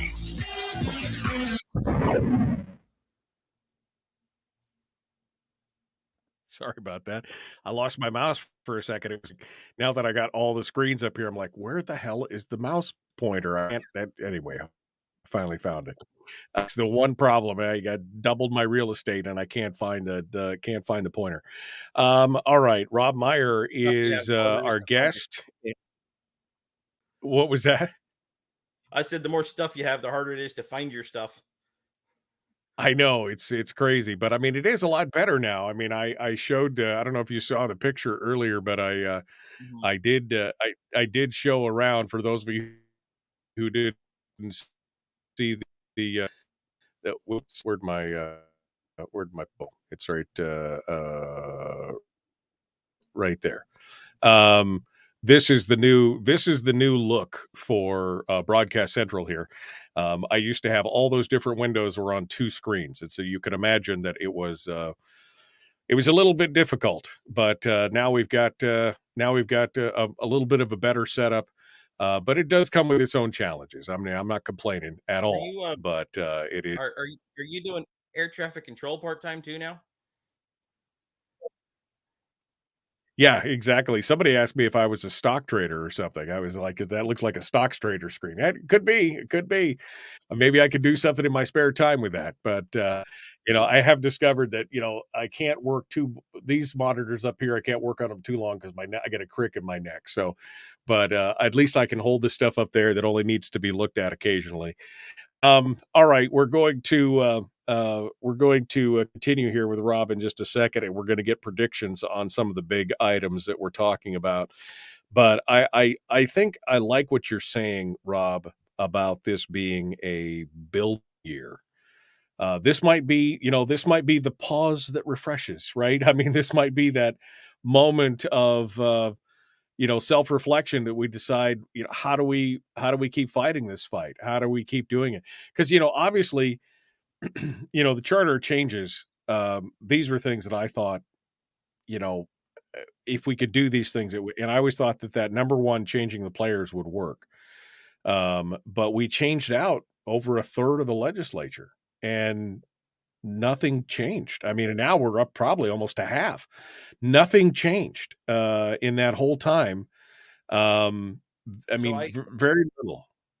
I haven't looked at the numbers and gone back to check it to count this election into it. I was looking at from 2016 to 2021, we changed out 39 out of 60. And this year we've got, oh crud, let's see. I think I just saw it last night. We've got 17 new House members for this election alone. That's 17 out of 40 in just the House, and in the Senate we've got 6 or 7 new members compared to last year. If we're changing out a third of each body, I think that we've kind of come to the end of how much changing the players is going to do. While I would agree with it in principle, I think that a lot of what happened between 2016 and now was changing out the players so that they accurately reflected the districts. Now I think that, with a couple of exceptions, the players probably reflect their districts So the problem in my mind isn't so much in the legislature. It's what do the people of Alaska want? What are the structural issues that are causing the problems that we're finding? This isn't just hey, the legislature isn't doing what the people want. This time around, maybe the legislature actually is doing what the people want, and we're just on the losing end of it. What are your thoughts on term limits for the legislature? I mean, would that have helped? I mean, would that have made a difference? Because again, we've got some of the powers that be in there, and they've been in there. I mean, Gary Stevens has been in there for 26 years or something. Bert Stedman's been in there for well over a decade and a half. So, I mean, what are we? What are your thoughts on that? In general, I'm in favor of term limits. I think the idea of, for a couple of reasons. One is getting the idea of getting new blood, new ideas in there. The other one is because I think it kind of reminds people that, kind of like the citizen legislator concept. This is the same idea. It reminds you that when you leave the legislature, you actually have to go back to something. There will be an end to this, so keep that in mind. But I think that what we're seeing in a lot of places is people that retired or got beaten get replaced by somebody that's fairly similar or maybe even a little bit more liberal. So I think that there's got to be some recognition there that there's limits to what term limits can accomplish too. I think that if we had term limits, it'd do some good things, but let's not expect more out of it than it can provide. Right. Well, and as you said, they're starting to reflect their own districts more and more, and Alaska is turning a little more blue. I mean, a little purple. That's for sure. All right. Robb Myers is our guest. Let's get back into it. The Michael Dukes Show. Common sense, liberty based.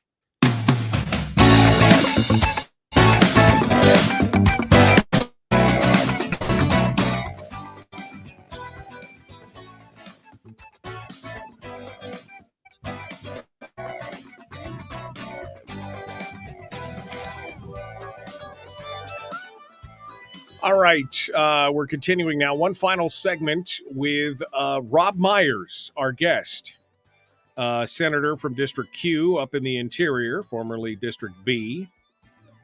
He won his reelection and immediately got sidelined by the majority, put in his little closet with his dunce hat on and said, think about what you've done, and put you in the closet, and there you go.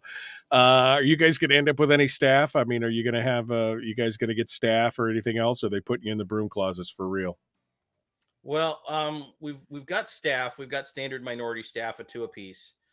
I've still got my 2 staff that I've had over the summer, so I'm not going to have any changes. I guess Shelly was telling me she's had quite a bit of turnover in her staff already anyway, so she's not quite sure what she's going to do. I don't know about Mike either.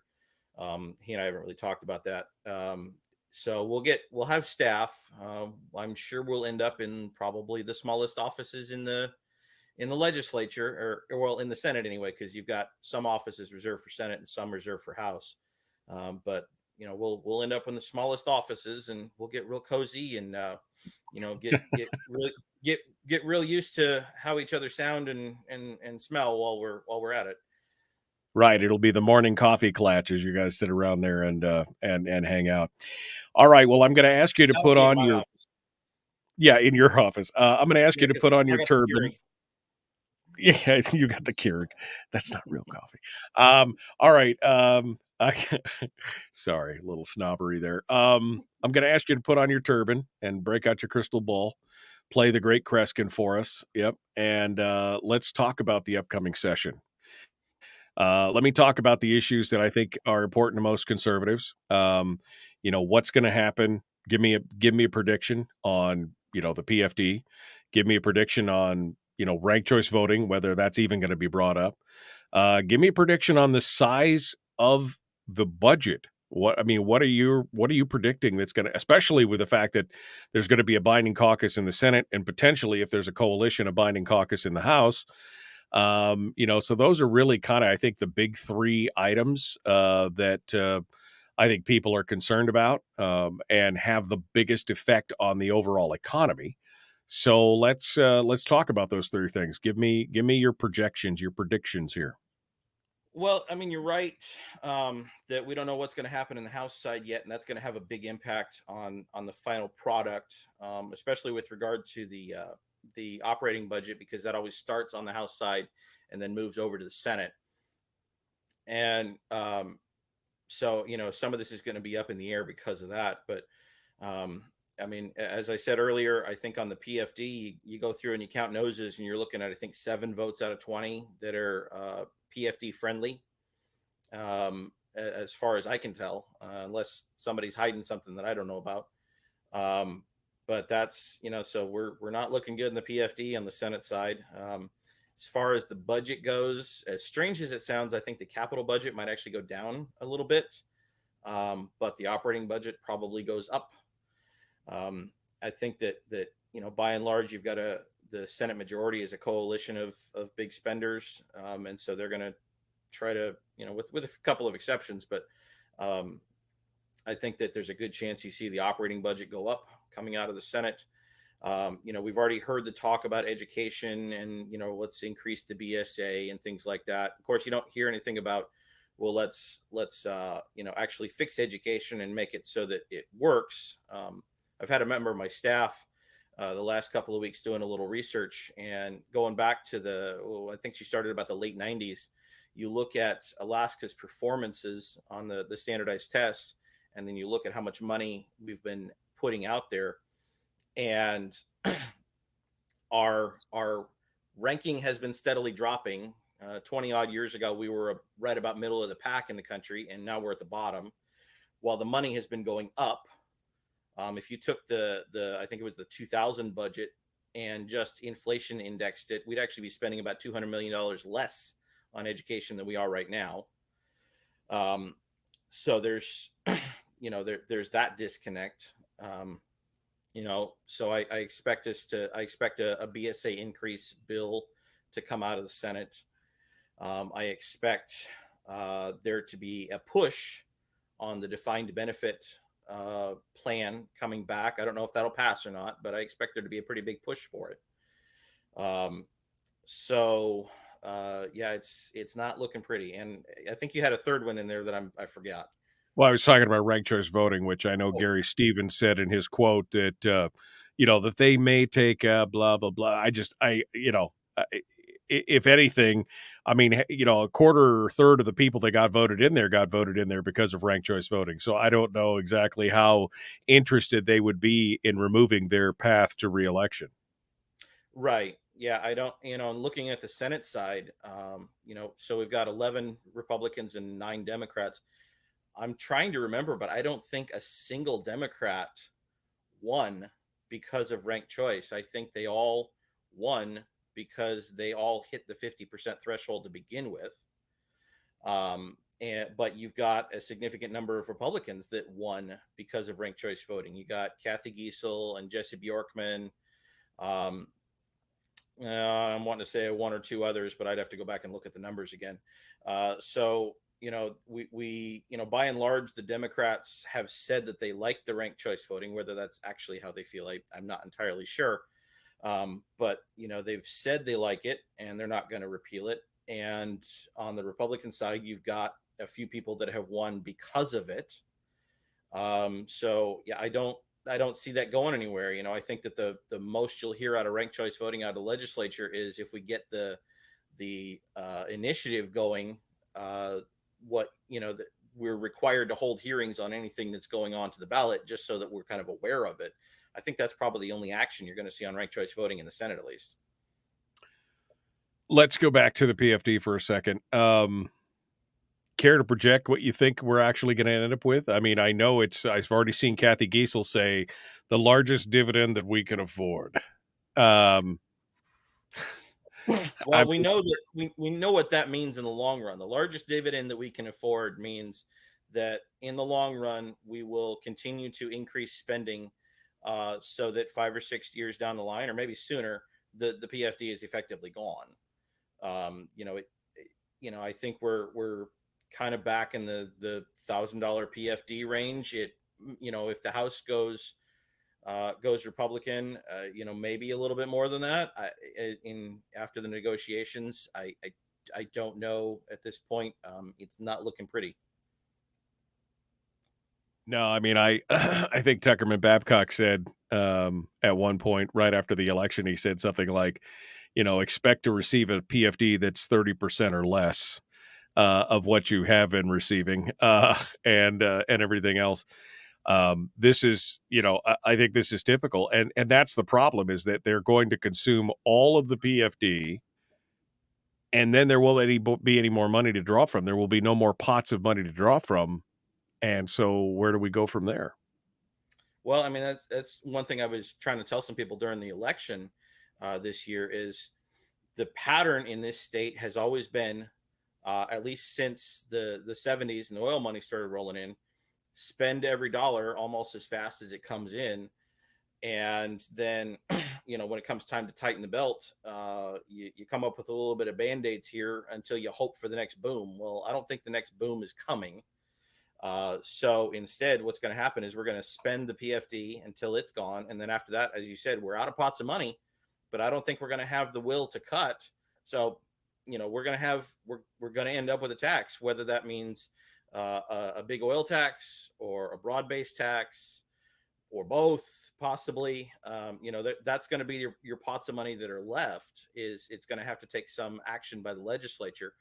And so, the people that have spent the last 5, 6, 7 years saying, I'll give up my PFD if it means that I won't get a tax. Well, I'll tell you what's going to happen. You're going to lose your PFD and get taxed anyway.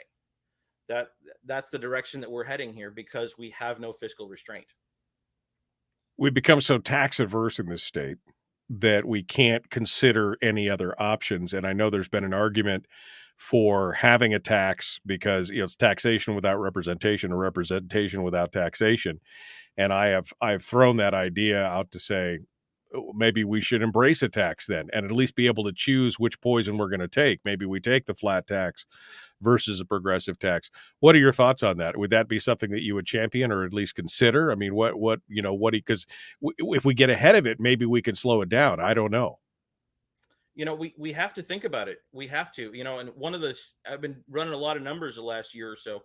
One of the scariest things to me is looking at what happens with a government based on a tax versus a government based on the permanent fund as the primary revenue source. The permanent fund grows almost 50% faster than our economy does. So that means you can have a government that can grow 50% faster than the economy. That's pretty scary to me. Senator Robb Myers has been our guest. Rob, thanks for coming on board and joining us as always. It's a pleasure. I appreciate you coming out and being part of it today. I'll hold the line, Rob. Folks, yep, hold on for just a second. Folks, we're out of time. Tomorrow, Brad Keithley, Chris Story. We'll see you tomorrow. The Michael Duke Show. Common Sense Radio. Be kind. Love one another. Live well. All right, so for the big burning question that we didn't get a chance to ask, Rob, what does your shirt say? I survived what? Snowmageddon. Snowmageddon. What year was that? This is from last December when we had the 2 feet of snow with the inch of freezing rain in the middle of it, back in between Christmas and New Year's. Oh, okay. Whenever I think Snowmageddon, I think of it was 91, 92, 91. No, 90. Must have been 90. And that's when we had 167 inches of snow or something. And that was insane. That was Snowmageddon for me. All right, Rob, I want to give you a chance to final thoughts here. Final thoughts for the folks out there, because we're in anguish. Like I said, we've just discovered, many of us, that we're in the minority, and it just doesn't seem. I mean, the state seems to be shifting away from us. So, final thoughts. I don't know if it's words of comfort or if it's words of that crush us. But give us your thoughts. The hard truth. Give us the hard truth, Rob. Well, let me tell you a little story about something that happened last year. And how that relates. It goes to what you were just talking about with taxation and our fiscal situation and our will to cut and things like that. So I think it was March last year, Shelley Hughes put in a bill to update the terms of our our state's interest in doing a national constitutional convention to put in a balanced budget amendment. And we had passed this originally. I think it was in like 2013, but it had a sunset on it, and there were a couple other things she was want to change in it. So she put the bill in. It never went anywhere. But over the course of the week or so after she put that bill in, I got a bunch of emails, and I don't think any of them were from within the state. They were all from out of state. But it said, this is a bad idea because obviously we have no will to cut our budget at the federal level. So if we have a balanced budget amendment, the only result of that, the inevitable result, is it's going to be increased taxes. And I kind of looked at that and I said, well, at least we'd be honest about what we're spending in at the national level. Right. Right. You know, for the first time in 40 odd years. Because we have had ever increasing spending since the Clinton years, and whether it's a Republican or a Democrat, they find ways to spend it. It's just a question of what they're spending it on. And I think the last time we had a major tax increase in this country was 93 under Clinton, something like that. And so okay, now we're talking about another population that is tax averse. I don't care what else happens, just don't tax me.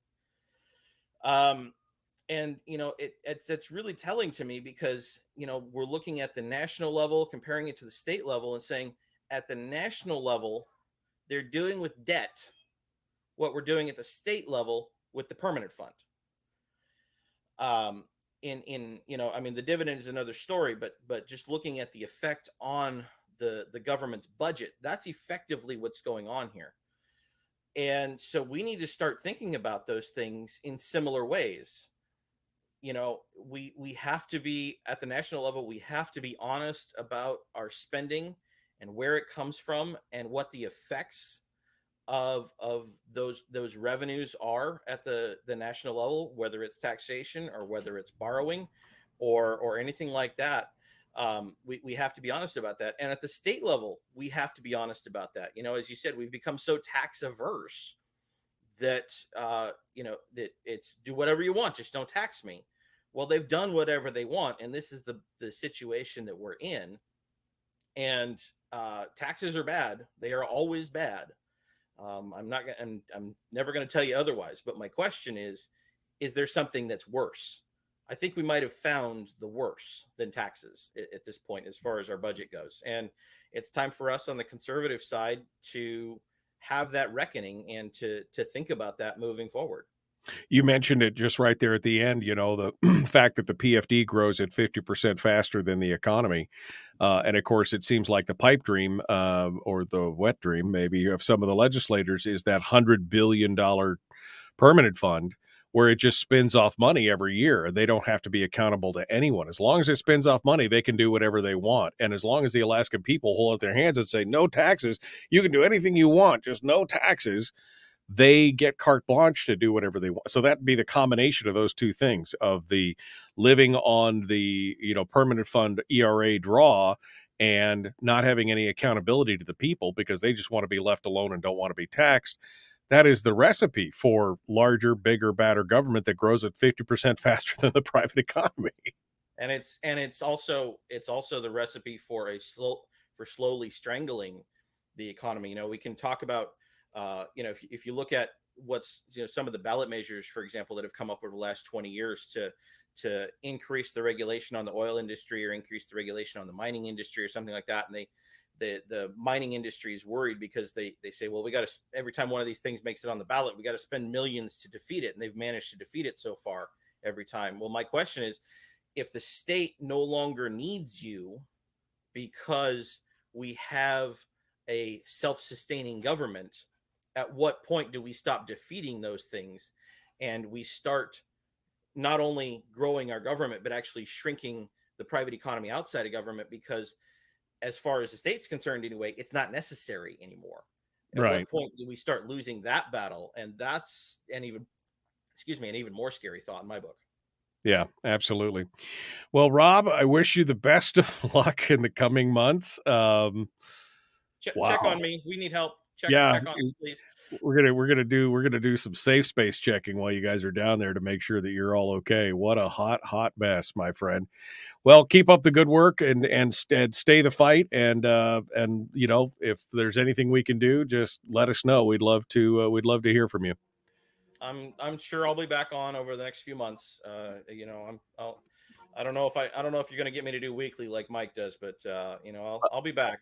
I don't know. I think I'm going to have a hard time getting some of these other people back on because I don't know. They just, you know, unfriendly territory, I think is what they feel like. Although I'm a nice guy. I mean, I never beat anybody up too bad, but I really would love to talk to some of these other legislators about this stuff. All right. Robb Myers, thank you, my friend. Good to talk with you. Appreciate it. We'll see you later, Michael. All right. Thanks so much. All right, folks. That brings us back to tomorrow. Tomorrow. That's right. We're going to be doing our thing with Brad Keithley and Chris Story. Until then, be kind, love one another, and live well. We'll see you.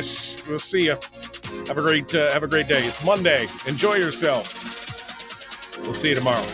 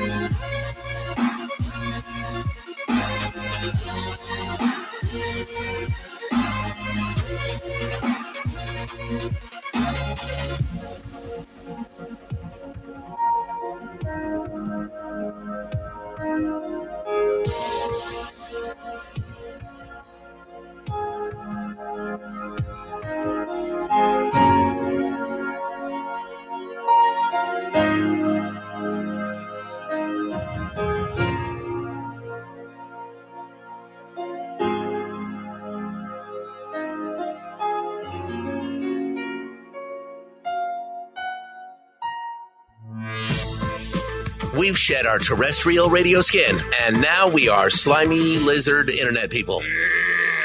It's the Michael Duke Show.